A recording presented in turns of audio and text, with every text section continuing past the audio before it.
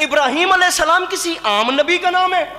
اولل العزم نبی، اللہ کے گھر کے معمار، حج کا طریقہ بتانے والے، نماز کا طریقہ بتانے والے، حج کے مناسک بتانے والے، بیت اللہ کے تعمیر کرنے والے، جد الانبیاء، جد اسحاق، جد یعقوب، جد یوسف، جد اتنے بڑے نبی ہیں ابراہیم علیہ السلام۔ آخ سے اتنے بڑے نبی علیہ السلام کے پاس آیا جبرائیل، اور اتنا قرآن کہہ رہا ہے اتنا عزت دار بن کے آیا کہ کہتا ہے میں عزت دار مہمان ہوں، یہ کھانا نہیں کھاتا۔ وہاں ابراہیم علیہ السلام کے پاس عزت دار بن کے پکا پکایا کھانا ٹھکرا کر چلا، اور یہی جبرائیل جب حسین کی اماں کے دروازے پہ آیا، یہاں اس نے دستک دی، اندر سے فضا نے کہا کون؟ باہر سے آواز آئی بھوک لگی ہے، مسکین روٹی لینے آیا ہے۔ ٹھکرا کے چلا گیا، یہاں آ کے مانگ رہے، فیصلہ ہو گیا، ہاجرہ کے ہاتھ کی روٹیاں اور ہیں فاطمہ کے ہاتھ کی روٹیاں۔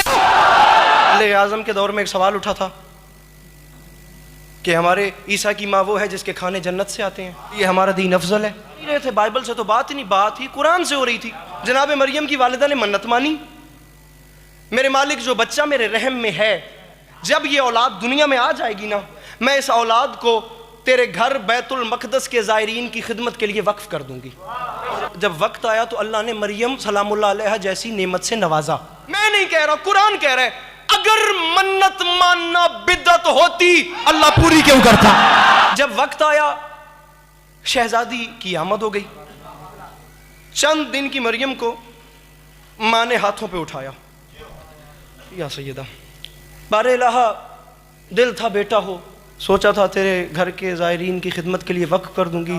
آواز ایک توحید آئی، مریم کی اماں منت پوری کرو، ہمیں بیٹی ہی قبول ہے۔ ابھی بھی چند دن کی مریم سلام اللہ علیہ کو اٹھا کر بیت المقدس میں لے گئیں، آگے لوگوں کا ہجوم تھا، مریم کی پرورش کون کرے؟ اب وہاں قرآن دازی کی گئی، اور قرآن کہہ رہے، قرآن دازی میں حضرت زکریا علیہ السلام کا نام نکلا کہ یہ جناب مریم سلام اللہ علیہ کی پرورش کریں گے، اور جناب زکریا علیہ السلام کا نام اتفاقاً نہیں، قرآن میں کچھ اتفاقاً نہیں ہوتا، اللہ نے جناب زکریا کا نام نکال کر دنیا کو بتایا کرنی ہے مریم کی پرورش، مریم ہے معصومہ، زکریا ہے میرا نبی، اور یہ بات یاد رکھنا تمہیں دیکھ لو، اتفاقاً کچھ نہیں ہوتا، معصوم کو ہمیشہ معصوم ہی پالتے ہیں۔ جناب زکریا نے شہزادی کو پالنا شروع کر دیا، وہ حجرہ ذرا بلندی پہ تھا، اپنے ہاتھوں سے صبح کے وقت تالا لگا کر سیڑھیاں اترتے تھے، چلے جاتے تھے مزدوری پہ، سارا دن مزدوری کرتے تھے، اپنے ہاتھوں سے آ کر شام کو تالا کھولتے تھے۔ ایک دن ایک عجیب منظر دیکھا جناب زکریا نے، بے موسم پھل اور جنت کے کھانے ید اللہ کے ہاتھ سے تقسیم ہو کے مریم کے سامنے پڑے ہوئے تھے۔ جناب زکریا نے حیرانی سے پوچھا مریم یہ سب کہاں سے آیا؟ بی مریم سلام اللہ علیہ نے سر جھکا کے کہا میرے اللہ کا رزق بہت وسیع ہے، میرے اللہ کا رزق بہت وسیع ہے۔ یہ ساری بات سمجھ لی، قرآن کہتا ہے کہ ان کے کھانے جنت سے آتے تھے۔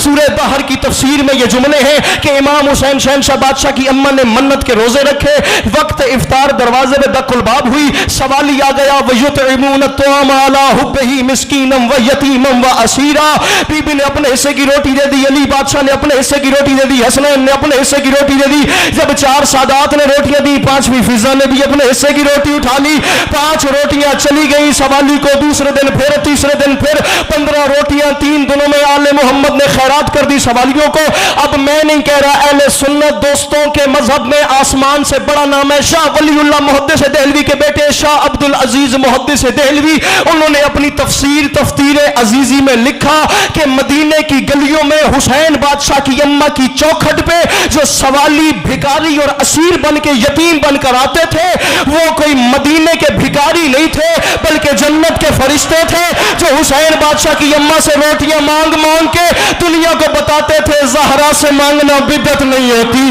زہرا سے مانگنا بدعت نہیں ہوتی۔ اس لیے کہہ رہا ہوں اپنے بچوں کو ان محفلوں میں بھیجو۔ پھر اگر کسی نے کہا کہ عیسیٰ کی ماں وہ ہے جس کے کھانے جنت سے آتے ہیں، پھر آپ کے بچے بھی انہیں جواب دیں گے کہ ہم مانتے ہیں بڑی عزت اور رتبہ ہے اس بی بی کا، لیکن بڑا فرق ہے عیسیٰ کی ماں اور حسین کی ماں میں، کیونکہ جس کے کھانے جنت سے آئے وہ عیسیٰ کی ماں ہے، جس کے ہاتھ کی روٹی جنت